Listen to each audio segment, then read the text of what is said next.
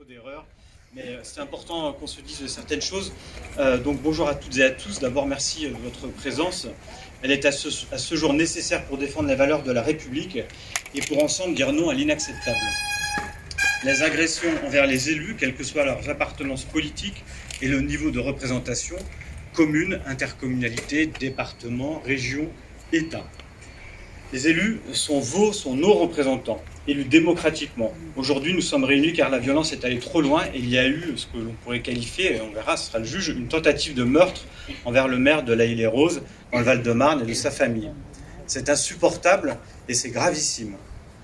Si nous essayons de prendre un peu de recul, force est de constater que la violence envers les élus ne cesse de croître. Rien que pour l'année 2022, les agressions d'élus locaux ont été en hausse de 15%. L'Association des maires de France estime à 1500 le nombre d'agressions d'élus municipaux, principalement des maires, au cours de l'année dernière. Rappelons-nous qu'en août 2019, déjà l'émotion était à son paroxysme, quand Jean-Mathieu Michel, alors maire de Signes, fut renversé et tué par une camionnette après être intervenu pour tenter de mettre fin à un dépôt sauvage de gravats. Ayons en tête également toutes ces agressions et menaces commises sur nos parlementaires et le saccage de plusieurs de leurs permanences ces dernières années. Tout cela va beaucoup trop loin. Dans la nuit de samedi à dimanche dernier, donc, c'est le domicile de Vincent Jeanbrun, maire de l'Haye-les-Roses, qui a été attaqué à la voiture bélier. Son épouse et ses enfants étaient présents à la place, sur place, et ont été choqués. L'épouse du maire, dans l'affolement, a été blessée ou s'est blessée. Une enquête pour tentative d'assassinat a été ouverte. Suite à ces faits inqualifiables, nous, élus et Saint-Égrévois, lui apportons notre plein soutien ainsi qu'à ses proches victimes directes.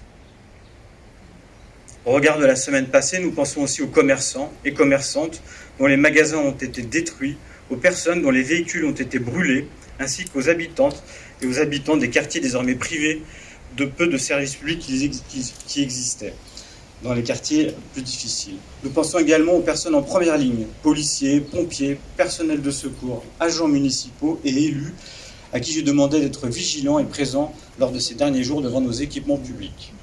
Enfin, je rappellerai les mots de notre ancien président de la République, Jacques Chirac, en réaction aux émeutes de 2005.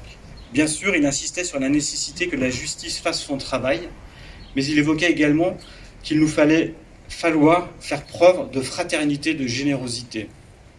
Ensuite, et je le cite, il disait « Je veux dire aux enfants des quartiers difficiles, quelles que soient leurs origines, qu'ils sont tous les filles et les fils de la République.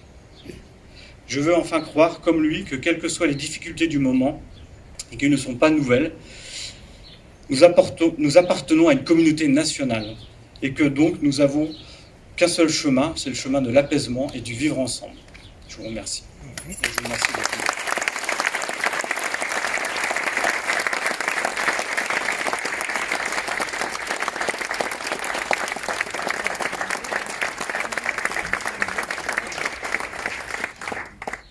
Voilà, je vous remercie vraiment beaucoup d'être venus nombreux, les agents et également effectivement les Saint-Égrévois et les Saint-Égrévois en si peu de temps. Donc merci à vous et merci à la République.